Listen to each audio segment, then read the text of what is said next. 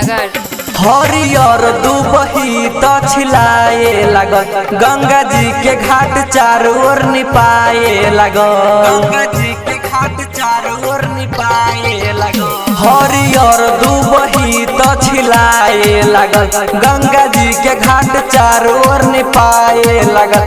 होखे लागल पूजा और चन, छठी मैया के होता आगमन। स्वागतम स्वागतम स्वागतम स्वागतम स्वागतम स्वागतम, छठी मैया के कर स्वागतम। प्रेम से बोली छठी मैया की। म्यूजिक डायरेक्टर डीजे राकेश राज प्रेमनगर, मोहतरी नेपाल।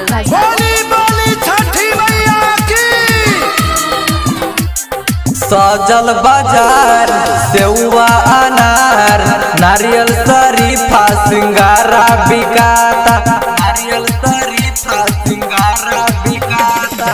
सजल बाजार सेउआ अनार, नारियल शरीफा सिंगारा बिकाता। घर घर के कौन गम कता सोन, काहे के ठकुआ भुसवा छनाता। पूरा मिथिला मगन, छठी मैया के होता आगमन।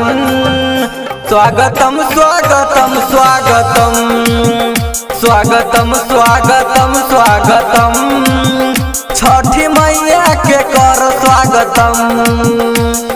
प्रेम से बोली छठी मैया की। छठी मैया के कर स्वागतम। Music by DJ Umesh Shukipur का।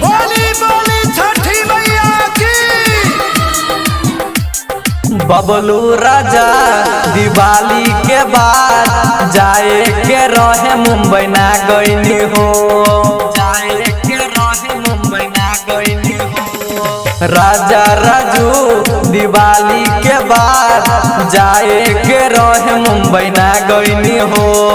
छोरी अरब मनाबे परब, सब परदेसी घरे आ गईनी हो। मेहरी संगे छठ करे हे अर्जुन, छठी मैया के होता आगमन। स्वागतम स्वागतम स्वागतम स्वागतम स्वागतम स्वागतम, छठी मैया के कर स्वागतम।